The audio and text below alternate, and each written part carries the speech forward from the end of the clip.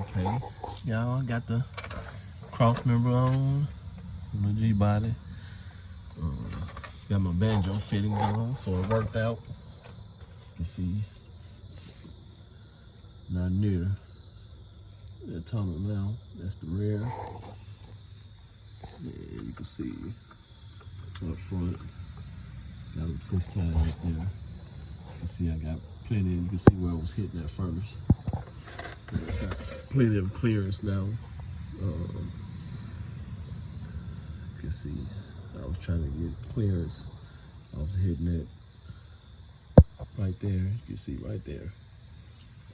And it wouldn't go up no more, and I kept trying to jack up, and it was, you can see, hit my tongue. But I got plenty of clearance now. Let's see, you can see pretty good there. See all the way down. I got my banjo fittings with some 90 swivels. Got my hose. Everything lined up now. At first I couldn't get my transmission mount to come over and line up. You can see it. If I can get in there, you can see they wouldn't line up, but now I got it all lined up. So 4L80E with the banjo fittings.